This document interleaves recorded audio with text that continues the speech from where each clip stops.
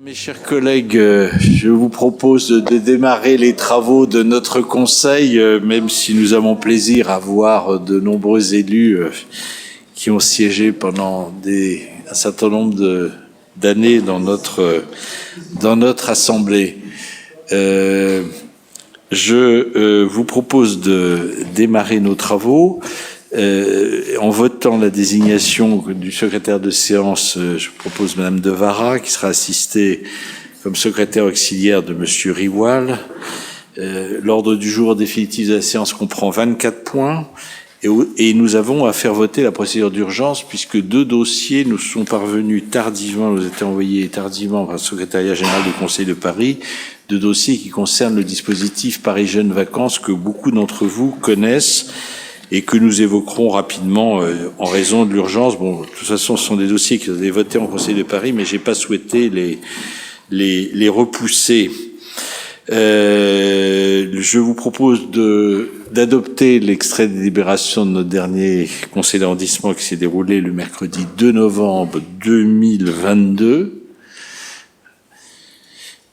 Donc, qui ne prend pas part au vote, qui s'abstient, qui vote contre, qui vote pour, je vous remercie.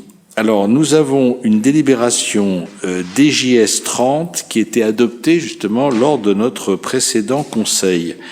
Elle n'a pas été soumise pour des raisons que je ne connais pas au Conseil de Paris et elle revient à l'ordre du jour du présent Conseil d'arrondissement sans modification au niveau du 6e, puisque c'était une subvention de 3 000 € si je ne me trompe, qui avait été votée en faveur de l'Office du mouvement sportif du 6e arrondissement. Donc, je vous la resoumettrai pas au vote, hein. De toute façon, elle est sur ODS, mais je vous la resoumets pas puisqu'on a déjà voté pour cette subvention de 3 000 €. Et donc, ensuite, nous aurons un vote global d'approbation sur 4 délibérations, étant donné que nous les voterons favorablement. Et puis ensuite, nous étudierons le vœu qui nous a été soumis par notre collègue Antoinette Kiss. Et nous avons ensuite 2 questions orales, une d'Antoinette Kiss et l'autre de Antoinette Kiss, Céline Hervieux et François Comet. Je vous propose de démarrer effectivement l'examen des dossiers en donnant la parole à la première adjointe pour la subvention exceptionnelle de 400 000 € à la Fondation Œuvre de la Croix Saint-Simon. Merci, Monsieur le maire. Chers collègues, oui, il s'agit d'une délibération que vous connaissez bien, qui consiste à renouveler une convention signée entre la Ville de Paris et la Fondation La Croix Saint-Simon, qui a comme but d'aider au bon fonctionnement des 26 établissements de la petite enfance qui sont à Paris. Donc, dans ces 26 établissements de la petite enfance, pratiquement tous les arrondissements, sauf le 1, 2, 3, 4, 8, 9, 10, mais bien évidemment le 6e bénéficie de 3 structures. Il s'agit de la crèche collective Bethléem, qui est 4 rue Jean Bart, avec 31 berceaux, du multi-accueil Louis G, plus récent, 13 rue Notre-Dame-des-Champs, de 40 berceaux, et de la halte garderie de plein air au Luxembourg, qui a 25 places, avec une subvention globale de 400 000 €, qui est une subvention plus importante que les autres années, du fait de la fragilité de la Croix Saint-Simon, d'où au déficit très important des établissements de la petite enfance, tout au moins des subventions dont elle pu bénéficier en 2021. Voilà ce que je vais vous indiquer. Donc, il s'agit de voter de façon globale une subvention de 400 000 € pour renouveler la convention avec la Ville de Paris et la Croix Saint-Simon. Je rajouterai que la Fondation La Croix Saint-Simon vient également d'indiquer qu'elle crée un nouveau pôle d'activité qui recoupe l'ensemble de la formation paramédicale, sociale, initiale et continue, et en particulier la création de diplômes de puériculture, ce qui effectivement nous intéresse tous, et au premier chef, Céline Hervieux, le maire et moi-même, puisque comme vous savez tous, on a besoin d'auxiliaires de puériculture, de puéricultrices et d'auxiliaires de puériculture. Donc voilà, je vous propose de voter une subvention de 400 000 € pour renouveler cette convention. Madame Hervieux, je vous donne la parole. Merci Monsieur le maire. Oui, simplement pour abonder dans le sens de ma collègue en qualité de conseillère déléguée à la petite enfance pour la ville de Paris, simplement signifier que cette aide exceptionnelle, elle s'inscrit dans une continuité d'un plan de soutien que nous avons mis en œuvre à destination des partenaires associatifs qui gèrent un certain nombre de crèches pour la ville de Paris, plus de 300 en réalité, et notamment on avait ciblé dans un premier temps des aides exceptionnelles pour un montant de 500 000 € pour des petites associations gestionnaires de crèches, parce que dans le cadre de la crise que nous vivons, nous avions considéré que ces petites associations avaient moins de capacité financière et de trésorerie pour faire face à l'augmentation des coûts. Là, il relève d'une analyse financière pour des plus grosses associations aussi qui ont été faites au mois de novembre, qu'elles sont elles aussi en grande difficulté. Donc c'est pour ça que Paris soutient toujours ces associations qui font partie du service public de la petite enfance. Et donc nous débloquons des fonds exceptionnels quand c'est nécessaire. On se tiendra toujours aux côtés de ces associations partenaires et nous espérons d'ailleurs que la caisse d'allocation familiale nous suivra aussi pour abonder également dans le sens de ces grosses associations qui ont plus de 100 établissements chacune, qui sont vraiment des mastodontes, si j'ose dire, de la gestion et de l'accueil de la petite enfance, notamment la Fox. Donc on est fiers de soutenir ces établissements et on se tiendra toujours à leur côté, y compris dans les périodes de crise. Je vous remercie. Merci, Madame la Première Adjointe. Merci, Madame la Conseillère déléguée. On n'a effectivement pas fini de payer les effets de la crise sanitaire et de sa gestion. Mais c'est ça sera sans doute un ouvrage collectif à écrire. Donc je vous propose de voter. Qui ne prend pas part au vote, qui s'abstient, qui vote contre, qui vote pour. Je vous remercie. Adopté à l'unanimité. Nous passons maintenant à la création de résidences étudiants et je donne la parole à notre collègue Claude Ribes. Merci, Monsieur le maire et chers collègues. Il s'agit donc d'une délibération qui est triple, en fait, en vue de la réalisation d'un programme de création d'une résidence d'étudiants et de jeunes chercheurs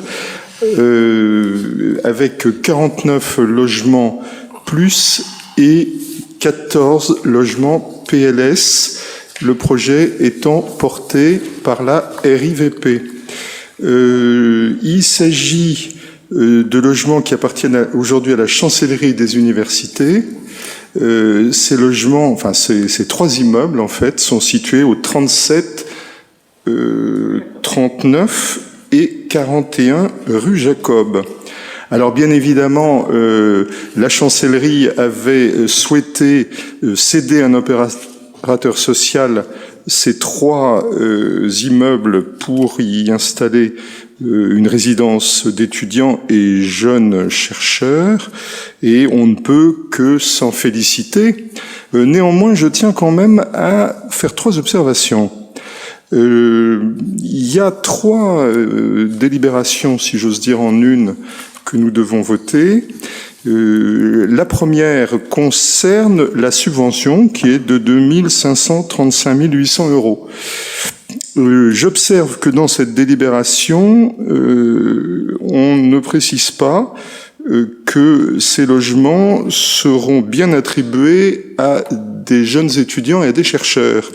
Il est simplement dit à l'article 4, 33 logements seront réservés à des candidats locataires désignés par la ville de Paris. Il n'est pas du tout précisé au niveau de la délibération, même si ça figure bien dans l'exposé des motifs, que ces logements, une fois réalisés, seront bien attribués à des étudiants et à des jeunes chercheurs. Je tiens simplement à le faire remarquer. Puis il y a une deuxième chose, c'est que dans l'exposé des motifs, on insiste assez lourdement, et on a raison, sur l'intérêt des trois immeubles en question du point de vue du patrimoine. Il s'agit de deux immeubles du XVIIIe siècle, remarquables, c'est dit, et d'un immeuble du XVIIe. Il est dit que, bien évidemment, on préservera les façades et que, dans la mesure du possible, on conservera à l'intérieur la structure d'origine. Mais ça n'est pas dit non plus dans la délibération.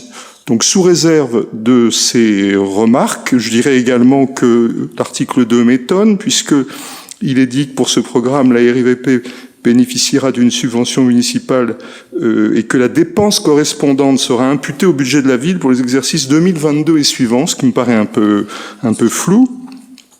Sous réserve de ces remarques, et en rappelant que nous avons effectivement une exigence d'opacité pour l'attribution des logements sociaux, qui vaut pour cette mairie du 6e arrondissement, mais qui vaut aussi pour la ville de Paris. Des logements désignés par la ville de Paris, sans plus de précision, ça me paraît un peu vague. Je voterai favorablement, mais après ces remarques. Et je vous invite à voter favorablement également. Il y avait un peu de suspense, mais ça se termine bien. Bon, après, c'est vrai que les mémoires sont quelquefois un peu techniques. Souvent, les affaires de logement, on mélange un peu les catégories de logements, puisqu'on nous dit qu'il y a des logements plus et des logements PLS. Alors, ma petite expérience me laisse à penser que les 14 logements PLS seront peut-être les logements destinés aux jeunes chercheurs et que les 49 logements plus seront peut-être destinés aux étudiants. Étant entendu que je crois que le Crous, c'est dans la danse. Je crois que le Crous, c'est dans la danse pour les logements étudiants. Donc voilà. Et c'est globalement une belle opération, puisque la chancellerie, en réalité, avait beaucoup de mal à sortir de ce dossier. La chancellerie c'est très lourd comme structure, et ils ont eu la bonne idée, effectivement, de contracter avec la RIVP, ce qui lui permet de mener cette opération beaucoup plus rapidement, avec, effectivement, vous l'avez souligné, mon cher collègue, le caractère très dégradé des façades des immeubles, et c'est pour ça que je pense que c'est globalement une bonne chose. C'est globalement une bonne chose. Je rappelle que c'était d'ailleurs un immeuble qui a été squatté temporairement il y a quelques années. C'est un squat qui n'a pas duré longtemps, mais c'est une opération je vais dire, une opération étudiante relativement classique. Il n'y a pas eu de blocage de la rue Jacob. Bien, donc nous votons favorablement. Qui ne prend pas part au vote, qui s'abstient, qui vote contre, ah oui, qui vote pour, qui vote pour, étant donné que je ne peux pas participer au vote, voilà. Donc, adoption à l'unanimité, moins mon vote NPPV. Je vous propose maintenant de donner la parole à notre collègue Paul Maria, qui après nous quittera pour des raisons impérieuses, après avoir rapporté sur les 4 délibérations liées sur les illuminations de fête de fin d'année. Bonsoir Monsieur le maire, bonsoir mes chers collègues. Les points que le maire me demande de vous présenter ce soir en conseil d'arrondissement correspondent au rendez-vous annuel des décorations et des illuminations de Noël. Alors comme vous le savez, les exigences à la fois environnementales et de réduction de la consommation d'énergie nous imposent une certaine vigilance sur ces aspects-là cette année, peut-être plus que les autres, et on imagine que ce pli va se prendre pour les années à venir. Néanmoins, il est toujours important, je pense, qu'après les années difficiles qu'on a connues, que les rues de Paris, et particulièrement celles du 6e arrondissement, marquent un peu cette période de fête aussi. Donc, une juste mesure a été trouvée, au moins parmi plusieurs associations de commerçants, qui cette année, je le précise, ont souhaité décorer les rues avec des équipements LED, donc très basse consommation. On est en général sur des équipements qui consomment moins que des équipements du foyer. Donc et on est aussi sur des décorations qui seront uniquement en soirée, avec des objectifs d'interruption à partir de 23h45. Voilà, les 4 associations de commerçants, je le rappelle, donc l'initiative revient toujours aux associations de commerçants, comme le veut la coutume à Paris. 4 associations de commerçants parisiennes ont déposé des dossiers cette année auprès de l'Hôtel de Ville. Il s'agit de l'association Avenir Quartier Latin, du Comité Saint-Germain, de l'association Saint-Placide Cherche Midi, et enfin de l'association des commerçants des quartiers Bréa et Vavin, qui est une nouvelle venue. Une nouvelle association créée dans l'arrondissement. Les subventions correspondent à un ratio qui s'échelonne entre 10 et 20% du budget demandé. Et donc, pour évoquer les 4 points à l'ordre du jour ensemble, si Monsieur le maire me le permet, nous parlons donc d'une subvention de 3 900 € pour l'association Avenir Quartier Latin, une subvention de 3 800 € pour l'association Bréa Vavin, une subvention de 2 700 € pour le quartier Saint-Placide-Cherche-Midi. Et enfin, comme toujours, pour le comité Saint-Germain-des-Prés, qui, comme vous le savez, déploie un dispositif un peu plus important compte tenu de la situation centrale et emblématique de la place Saint-Germain-des-Prés, une subvention de 11 800 €, qui correspond encore une fois à un budget plus conséquent mis en œuvre par l'association. Donc je vous demande, mes chers collègues, de valider ces subventions pour les associations qui vont ensuite se charger de la mise en lumière de ces quartiers pour les fêtes. Merci, mon cher collègue. Y a-t-il des demandes d'intervention? Il n'y en a pas. Donc, je vous propose de voter. Alors, la première d'entre elles, 3 800 € pour Bréa-Vavin, la petite nouvelle. Il ne prend pas part au vote. Qui s'abstient, qui vote contre, qui vote pour. Je vous remercie. Ensuite, 2 700 € pour l'association Saint-Placide Cherche-Midi. Donc, c'est vraiment la rue Saint-Placide et l'intersection de la rue du Cherche-Midi. C'est Saint-Linaire qui n'est pas très grand, hein. Donc, qui ne prend pas part au vote, qui s'abstient, qui vote contre, qui vote pour. Je vous remercie. 3 900 € pour Avenir Quartier Latin. Là, c'est la rue Saint-André-des-Arts, la rue de Bussy et même apparemment un bout de la rue de l'Ancienne Comédie et de la rue Dauphine. Peut-être avec une participation plus importante des commerçants. Qui ne prend pas part au vote, qui s'abstient, qui vote contre, qui vote pour. Adopté. Et enfin, 11 800 € pour le comité Saint-Germain-des-Prés, principalement donc sur le boulevard Saint-Germain. Donc, qui ne prend pas part au vote, qui s'abstient, qui vote contre, qui vote pour. Je vous remercie pour eux, bien évidemment. Nous passons maintenant au collège public et je donne la parole à notre collègue Ariel Bocan. Merci, Monsieur le maire, chers collègues. Donc, il s'agit ici de dotations complémentaires et de subventions pour des travaux urgents dans les collèges parisiens.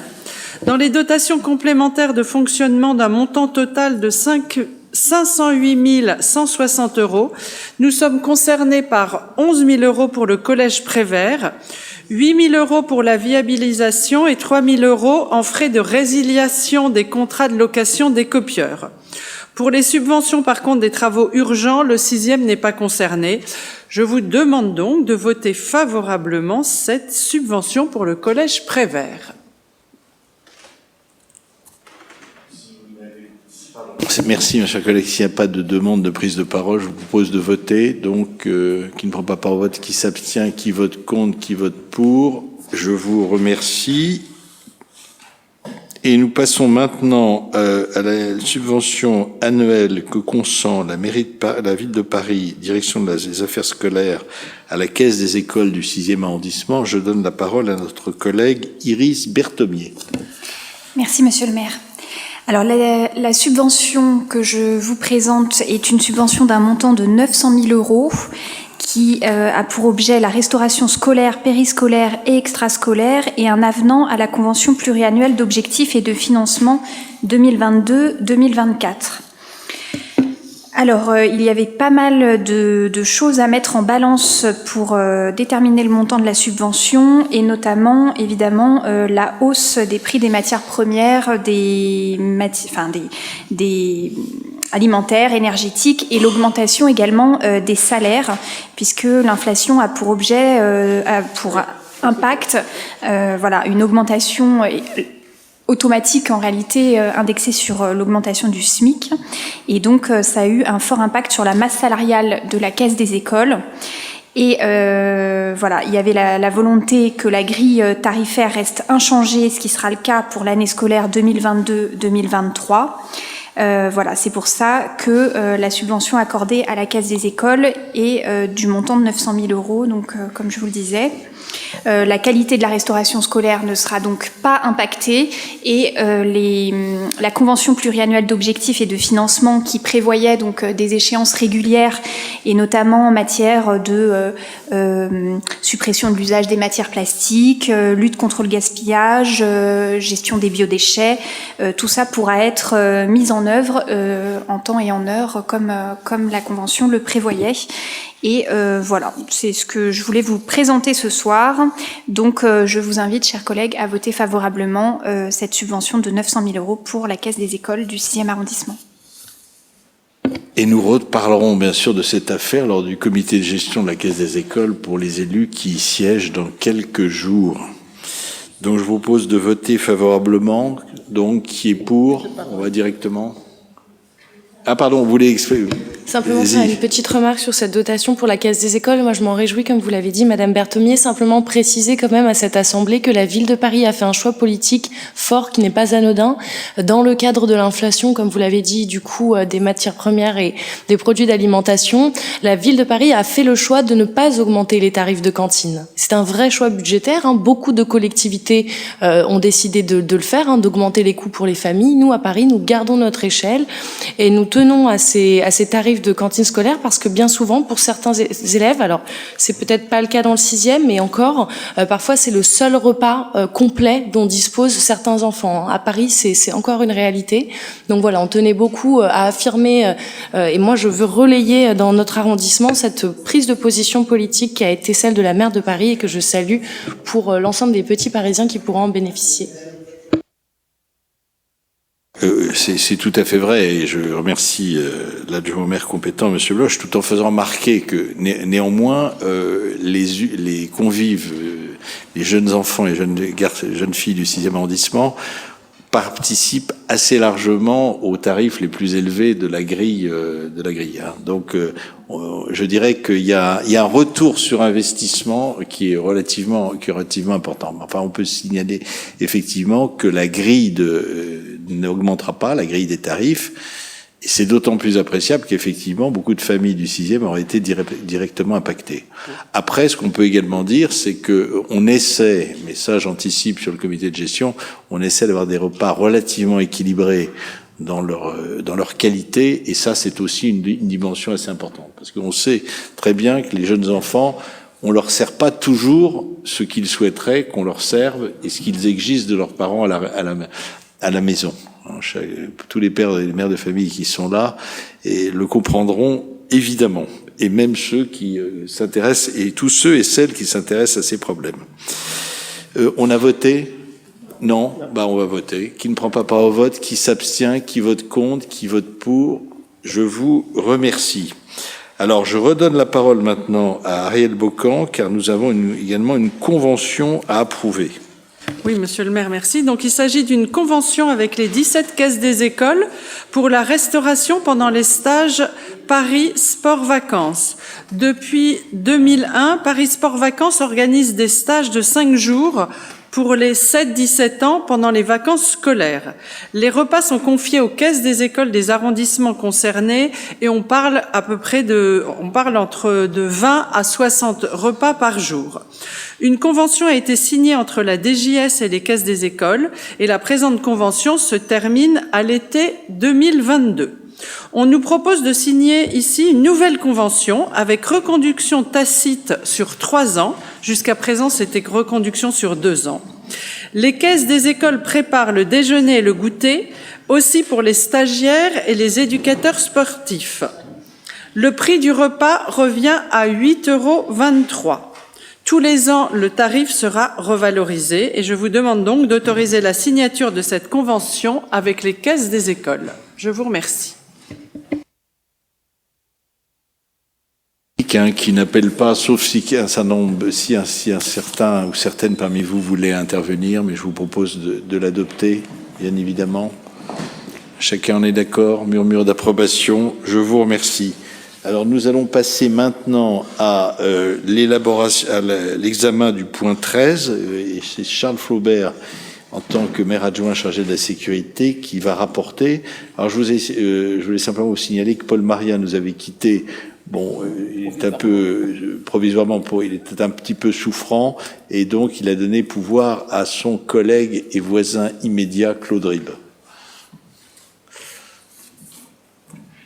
Monsieur le maire. Parfait, merci le maire, merci monsieur le maire, mes chers collègues, bonsoir à tous. Donc on nous propose effectivement de voter quant à la mise en place de caméras. Alors la majorité municipale étudie et on va dire a étudié cette mise en place depuis assez longtemps puisque c'est un dossier qui est assez ancien. 20 caméras vont être mises en place dans le futur dans Paris. Donc cette prochaine série, cette prochaine batterie, si je puis dire, de caméras. En l'espèce, le 6e arrondissement est plutôt bien loti, puisqu'on bénéficie de 2 caméras supplémentaires. Nous allons bénéficier de 2 caméras supplémentaires, caméras qui vont être installées, une à l'angle de la rue Guisarde et de la rue Princesse, si je ne m'abuse, et la seconde qui va être installée dans le quartier Vavin. Donc ce sont des installations donc qui sont tout à fait soutenues. Les sites ont été choisis en concertation avec les équipes de la mairie du 6e, les équipes de la préfecture de police bien évidemment, puisque ce sont on va dire les équipes qui savent et qui connaissent les endroits vraiment criminogènes, ou en tous les cas qui peuvent être étudiés et qui nécessitent l'installation de caméras supplémentaires. Donc sur ces 2 caméras et sur le volume de 2 caméras pour le 6e vis-à-vis du nombre de caméras pour Paris, on est tout à fait satisfait. Bien évidemment, la solution de la sécurité ne repose pas uniquement sur les caméras, c'est également la police nationale, bien évidemment maintenant la police municipale. On peut donc se réjouir de cette pause et puis se dire qu'effectivement des caméras c'est utile, qu'il faut également pouvoir lire et suivre ces caméras, conserver avec des réglementations qui sont extrêmement complexes, extrêmement méticuleuses et précises ces images. On pense tous, par exemple, au dossier du Stade de France où des caméras avaient pas été requis, ou en tous les cas des enregistrements avaient pas été requis à temps. Mais nous sommes tout à fait satisfaits et nous vous proposons de voter favorablement à ce point sur la pose de 2 caméras supplémentaires dans le 6e arrondissement, ce qui est en tous les cas la position de la majorité municipale sur ces caméras et cette vidéosurveillance supplémentaire qui sécurise le secteur et qui, je pense, aussi c'est un point intéressant psychologiquement, et je pense bien vécu par un certain nombre de nos concitoyens, notamment des concitoyens âgés, qui savent et qui sauront qu'il y a des caméras supplémentaires à cet endroit. Et puis noter un petit point supplémentaire, c'est que la caméra qui sera installée dans le quartier Princesse, c'est très utile parce que notamment si on a des agressions qui sont effectuées notamment le soir dans ce quartier où on peut avoir des gens alcoolisés, notamment des agressions dont des femmes peuvent être victimes de ces agressions, il sera toujours très intéressant de pouvoir utiliser ces images et les exploiter dans des enquêtes futures. Donc nous y sommes tout à fait favorables. Merci. Merci mon cher collègue. Y a-t-il une demande de prise de parole? Madame Kiss.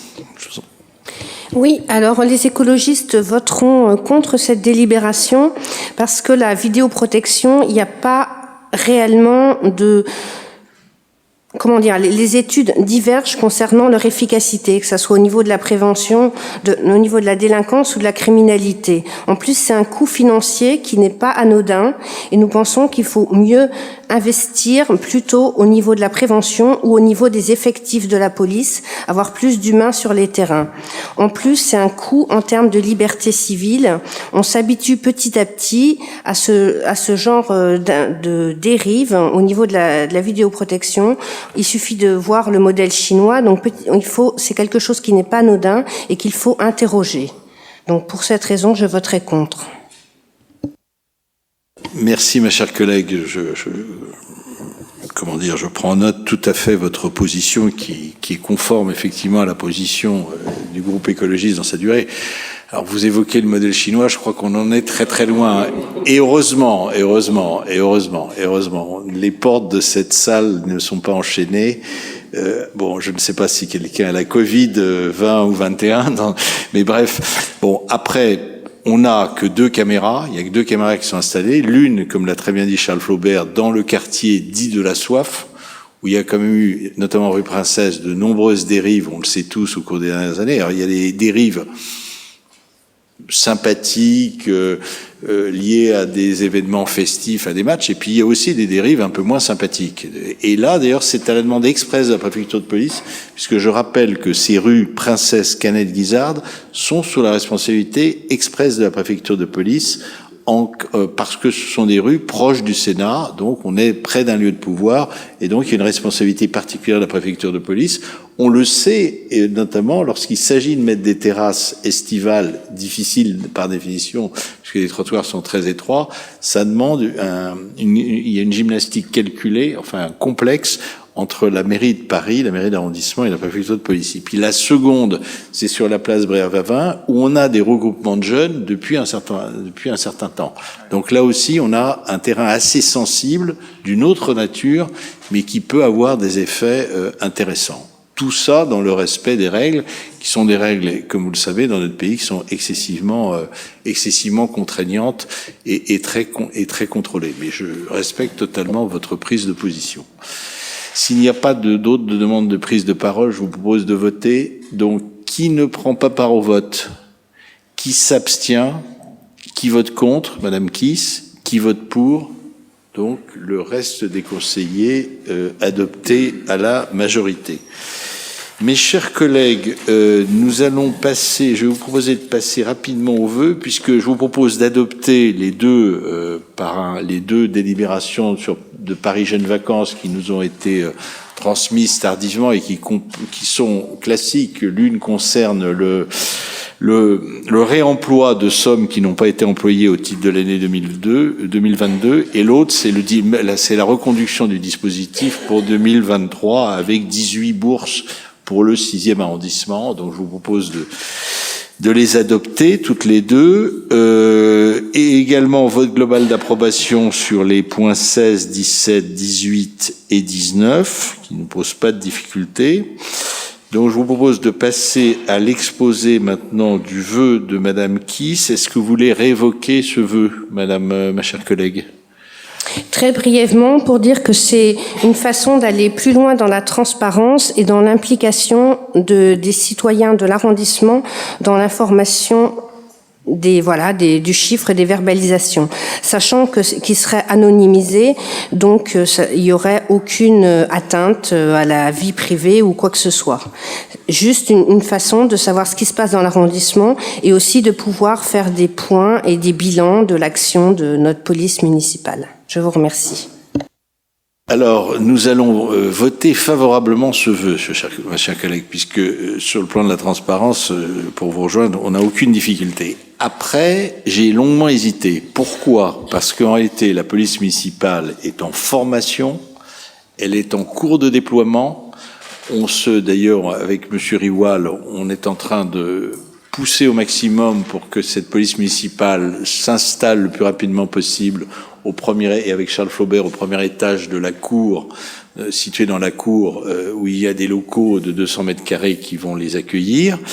Et on a, si vous voulez, on fait en sorte que la structure de la police municipale parisienne mette en œuvre effectivement cette implantation le plus rapidement possible, parce qu'actuellement, on a des agents qui sont un peu dispersés à différents endroits. Donc, à partir du moment on met du temps à arriver dans le 6e, on est moins productif, on est moins sur le terrain. La deuxième chose, c'est que on va le voter tout en ne vous garantissant pas la qualité des informations qui vous seront données, qu'on va essayer de vous donner. Donc, on va essayer tous les mois de vous transmettre un certain nombre de choses.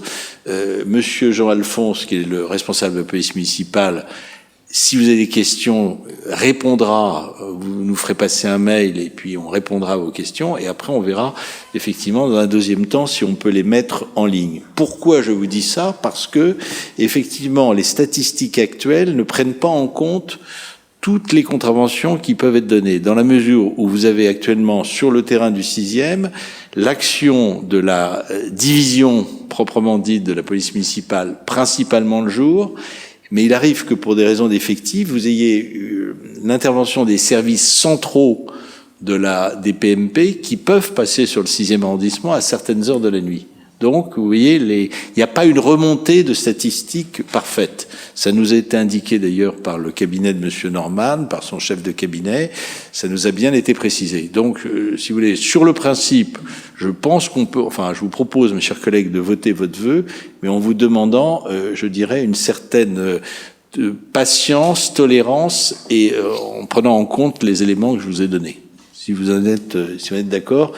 Si Charles Flaubert veut compléter ma réponse, je lui donne bien volontiers la parole. Merci, monsieur le maire, mes chers collègues. Alors, effectivement, c'est tout à fait légitime comme vœu. Il y a effectivement deux problématiques. C'est une problématique de temporalité et une problématique de consolidation des chiffres. Premièrement, temporalité. En réalité, la police municipale, comme vous le savez, est mise en place. On y était favorable depuis de nombreuses années. Il y a un gros travail qui est effectué par la majorité de la mairie centrale, c'est tout à fait vrai. Déploiement des effectifs, formation, prestation de serment, mise en place de l'outil. Donc ça demande du temps. Ça, c'est tout à fait légitime et c'est le cas. Donc on a une montée en puissance en réalité. Donc on a aujourd'hui quelque chose qui est un petit peu parcellaire. Et en plus, d'un point de vue effectivement qualité de remontée, les chiffres ne sont pas consolidés puisqu'effectivement nous avons une partie des chiffres des équipes du 6e, mais nous n'avons pas les chiffres notamment de nuit, puisque comme vous le savez, les équipes du 6e s'arrêtent à une certaine heure, et les équipes de nuit qui sont 24 heures sur 24 en place pour la ville de Paris ne sont pas affectées au 6e, mais sont affectées, on va dire, à la mairie centrale, ou en tous les cas, d'un point de vue central des PMP. Donc on pourra vous donner les chiffres, et c'est tout à fait légitime de les avoir, c'est très intéressant, sur le type d'infractions et le nombre d'infractions, mais effectivement, ça sera peut-être un petit peu parcellaire, mais vous avez tout à fait raison, et la transparence est une obligation pour nous tous, notamment sur ce point également, et on s'y attache le plus possible, donc on est tout à fait favorable au principe de ce vœu. Merci. De prise de parole? Il n'y en a pas, donc je vous propose de le voter. Qui ne prend pas part au vote? Qui s'abstient? Qui vote contre? Qui vote pour? Ce vœu donc est adopté. Je vous propose de passer aux questions orales. Nous avons 2 questions orales. Alors, une première question orale que vous avez posée, Madame Kiss, et sur laquelle je ne peux pas vous apporter de réponse. Pourquoi? Mais je vous laisserai la parole pour que éventuellement vous réinterveniez. Pourquoi? Parce que j'ai transmis, dès sa réception, je l'ai transmise à la direction des espaces verts et de la voirie, et je n'ai pas, à ce jour et à cette heure, obtenu de réponse. Mais ce que je vous propose, c'est bien sûr de relancer les services concernés, et éventuellement, éventuellement, de proposer à l'ingénieur des Parcs et Jardins, Monsieur Noiset, de faire une petite réunion sur place. Alors on va voir, là on rentre vraiment dans une période un peu compliquée, fête de Noël, etc. Mais éventuellement en début d'année, on pourrait imaginer une réunion sur place, puisque vous souhaitez, ce que vous avez évoqué, c'était de substituer à ce qui avait été fait éventuellement de la pleine terre. C'est bien ça. De la pleine terre. Bon, après, est-ce que c'est possible? Est-ce que c'est faisable? Il y a des avantages et bon, la pleine terre, c'est peut-être pour planter plus de fleurs, peut-être, ou de choses comme ça? Je vous en prie. Oui, des fleurs ou des arbres, enfin, suivant, comme vous dites, les possibilités techniques de l'endroit.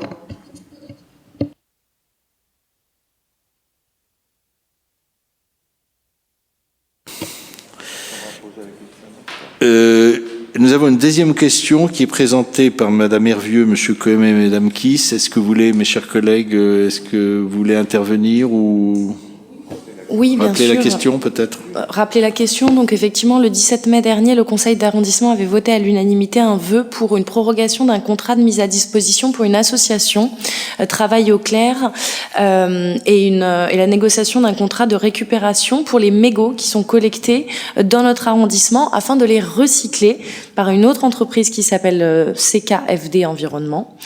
Et donc, nous avons lancé cette collecte avec cette entreprise. Donc, on voulait en fait avoir un bilan de la mise en œuvre de la négociation avec cette entreprise et un point d'étape sur la collecte et le recyclage des mégots dans l'arrondissement.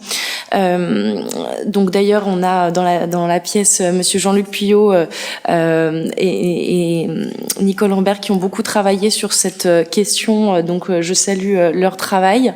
Voilà, c'est important d'avoir un suivi suite à ce nouveau contrat qui avait été mis en œuvre. Et j'avais associé également une question sur la collecte des biodéchets puisqu'en fait, vous savez que la collecte des biodéchets dans les établissements scolaires va devenir obligatoire.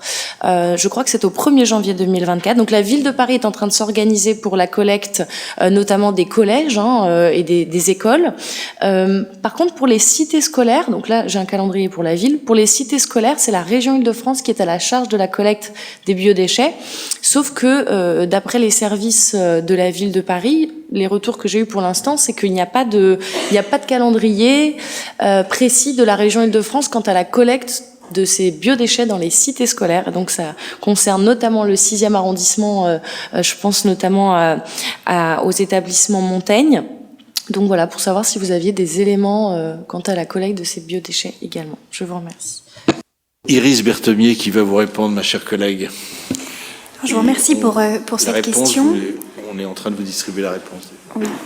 Effectivement, c'est un sujet qui mobilise beaucoup dans le 6e arrondissement, la question de la collecte des mégots et de leur recyclage. Donc, ce que je peux vous indiquer, c'est que donc d'abord, je vais peut-être commencer par vous répondre sur la collecte des biodéchets. La question a été transmise à la région Île-de-France puisque ça ne dépend pas de la mairie d'arrondissement et à ce stade, nous n'avons pas encore leur retour. Donc voilà, vous serez tenus informés, mais pour le moment, je ne peux pas vous donner beaucoup d'éléments là-dessus. Donc voilà ce qui en était pour la collecte des biodéchets dans les lycées et dans la cité scolaire Montaigne. Et en ce qui concerne le ramassage des mégots, donc effectivement, il y a toujours l'entreprise d'insertion Travail au Clair qui assure sa mission de collecte à raison de 5 heures par semaine. Elle fait le tour de l'arrondissement pour récupérer les mégots. Et nous avons reçu récemment un fût de stockage et donc les mégots sont versés dans ce fût. Assez rapidement, donc c'est le 15 décembre, il y aura un premier passage de CKFD Environnement qui viendra donc récupérer les mégots qui sont actuellement dans le fût et qui vont continuer à y être. Voilà, pour les récupérer. J'ai vu le fût tout à l'heure et il commence à se remplir, donc voilà une bonne nouvelle, quelque chose d'agréable à constater. Donc ensuite, les mégots collectés sont acheminés à Gennevilliers, où ils vont être massifiés et envoyés dans une filière de recyclage située à Bourg-Blanc dans le Finistère. Voilà, les mégots sont dépollués dans le Finistère et transformés en plaques d'acétate de cellulose qui donnent lieu à la fabrication d'objets tels que des objets de mobilier urbain. Voilà. Et donc le reporting de la collecte des mégots et donc de leur recyclage est trimestriel. Donc on aura peut-être un retour d'ici fin décembre et puis sinon ça sera l'année prochaine. Et à l'issue de l'année prochaine, nous aurons un certificat de valorisation de ce recyclage des mégots qui nous sera transmis. Donc voilà. Voilà ce que je peux vous indiquer, simplement voilà, que le recyclage des mégots va se faire, est en train de se faire et on ne peut que s'en réjouir. Je peux rebondir. Merci beaucoup, Madame Berthemier, pour ces éléments. Donc, effectivement, on se félicite vraiment que la procédure soit en cours et qu'on puisse avoir un premier retour et donc ce certificat de recyclage des mégots. Voilà. Après échange avec plusieurs conseillers de quartier, on pense qu'il faut renforcer justement la présence de davantage de cendriers dans l'arrondissement et de vraiment insister sur cette question, cette sensibilisation aussi des publics, des plus jeunes publics aux plus âgés, sur l'importance bien de jeter dans les endroits adéquats les mégots et qu'ils ne jonchent pas l'espace public, et essayer éventuellement de faire participer aussi des établissements privés dans le cadre de cette collecte des mégots. Ça nous semble important. Merci. Merci, Monsieur le maire. Pardon, Charles, je te coupe la parole. Quand vous parlez, Madame Hervieux, des établissements privés, j'ai hoché la tête parce que je pensais à quelque chose. Je suppose que vous pensiez au café, restaurant, etc. Et moi, en tant que... Je pensais à établissements privés secondaires, pour les biodéchets, je pense qu'il faudrait faire la démarche. Et également, parce qu'on sait à quel point les lycéens, les premières et terminales sortent de l'établissement aux heures possibles pour aller fumer une cigarette dehors, peut-être sensibiliser un peu les établissements privés, on en a quelques-uns dans le quartier, pour qu'ils les stockent et qu'on puisse aller les ramasser de temps en temps. Je pense, vu le nombre de lycéens fumeurs, je pense que ce serait une ressource non négligeable. Et par ailleurs, ça nous permettrait aussi peut-être de communiquer ou d'inciter ces établissements. Il y en a déjà 2 qui sont écolabellisés, c'est Saint-Nicolas et Sainte-Geneviève, je crois. Peut-être leur fabriquer un petit machin de communication qui permettrait de montrer aux étudiants que s'ils jettent aux jeunes lycéens, pardon, leur mégot par terre, c'est 500 litres d'eau par mégot, etc. Enfin, leur faire un peu de pédagogie. Ils y sont sensibles normalement. Madame Devera. Oui, je voulais juste préciser que plusieurs conseils de quartier ont d'ailleurs voté justement l'installation de cendriers supplémentaires et ont aussi, pour l'instant, il y a le conseil de quartier Saint-Placide qui a voté, Notre-Dame-des-Champs, pardon, qui a voté justement l'achat de cendriers aussi offerts au théâtre lucernaire et en principe, je crois que Rennes va faire la même chose. J'ai écrit aux 2 directeurs. Enfin voilà, donc il vous reste plus qu'à voter au conseil de quartier. Voilà, merci. Merci à tous et à toutes. Je salue d'ailleurs l'action des différents conseils de quartier qui ont effectivement souhaité. Alors techniquement, on peut rajouter 22 cendriers, puisqu'en réalité, on en avait installé 100, on s'en est fait voler 22, donc il en reste 78. On peut remettre 22 cendriers, mais ça demande effectivement un investissement qui est en train d'être... On va engager la somme rapidement et on va revenir vers les présidents de conseil de quartier pour vous proposer d'en prendre à votre charge un certain nombre au titre de 2022 ou de 2023. Pourquoi on est limité à 100 ? Parce que notre contrat d'insertion avec l'association Travail au Clair porte sur 100 cendriers. Après, si on veut en installer d'autres, ça pourrait être une deuxième étape, il faudra le renégocier, avoir peut-être un deuxième travailleur.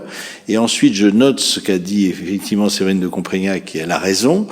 On pourra peut-être, on fera ça avec Guillaume ou avec Julia, écrire un certain nombre d'établissements d'enseignement pour proposer que c'est pas CKFD, c'est QFD, c'est KFD plutôt, et non pas CQFD, recycle davantage de mégots, hein, mais là, ça nécessitera également un dispositif. Hein. Et je rappelle qu'une mairie d'arrondissement n'est pas une commune de plein exercice.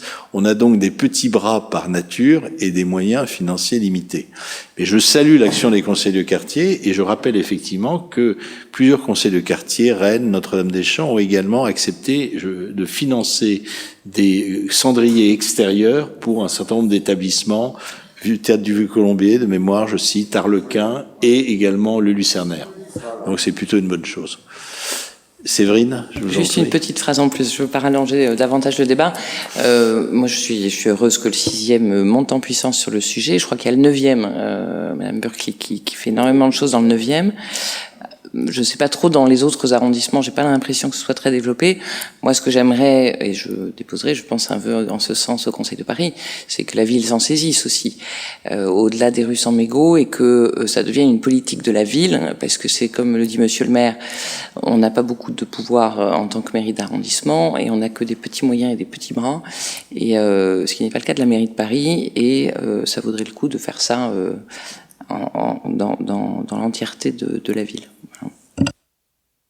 Suggestion qui appelle tout de suite une intervention de Madame Hervieux, si j'ai cru comprendre. Alors sur ce sujet de la collecte des mégots, effectivement là on va se renseigner, mais je pense qu'effectivement c'est tout à fait dans le mandat qui est porté par la maire de Paris et par la majorité.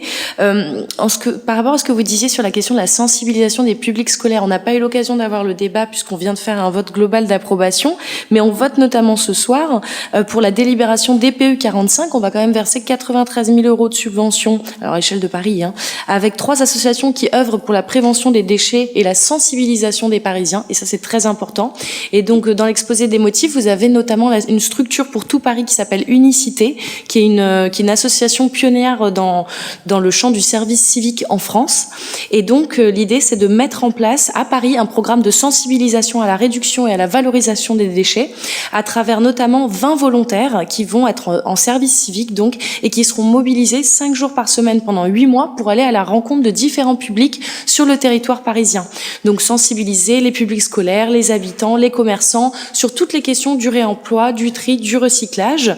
Et donc ils seront mobilisés pour faire la valorisation de la collecte des déchets alimentaires sur les marchés, le compostage dans les quartiers, communiquer sur le dispositif Trilib par exemple qui a été mis en place, les stations de tri dans l'espace public pour améliorer le recyclage des emballages aussi.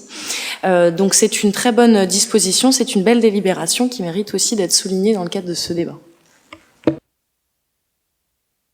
Infiniment, mes chers collègues, je vous propose de nous arrêter en vous disant que vous avez sur table, là, vous avez remis les investissements d'intérêt local pour 2023 qui devraient être votés au mois de décembre, mais comme ils ont déjà été approuvés en conférence de programmation, on vous les communique. Nous nous reverrons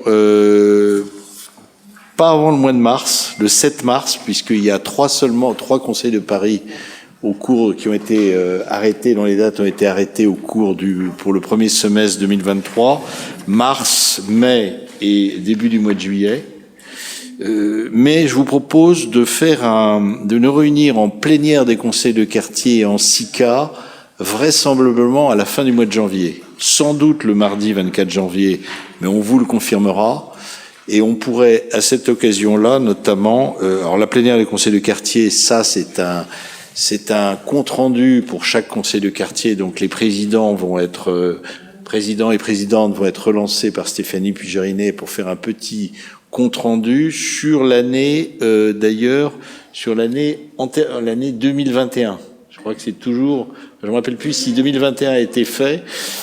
C'est donc c'est fait un peu a posteriori, on va vérifier ça. Et puis, on va vérifier si c'est 2021 ou 2022. Ça semblerait plus logique que ce soit 2022, mais il est possible que ce soit malheureusement sur 2021.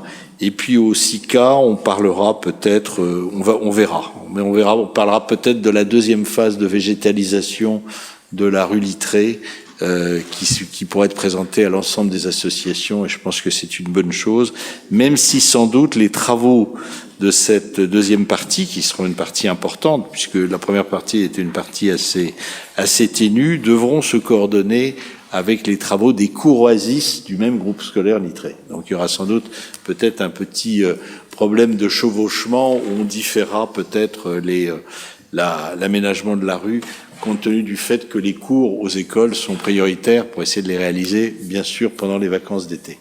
Voilà, mes chers collègues. Vous avez une question, ma chère? Une toute petite question, je reviens un tout petit peu en arrière, je vous prie de m'excuser, sur la DJS 152, la mise en œuvre du dispositif Paris Jeunes Vacances pour l'année 2023, qui a été introduit donc en urgence.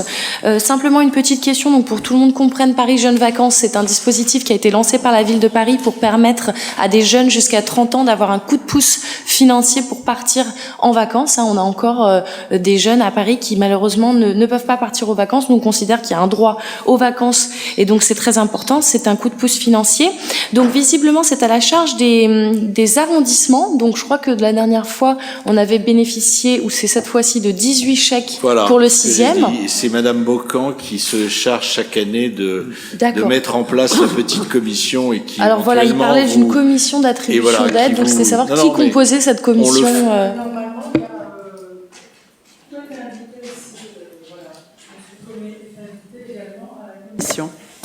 Voilà. Et ça a lieu depuis de nombreuses années. Donc on va continuer. On continue. Merci à tous et très bonne soirée.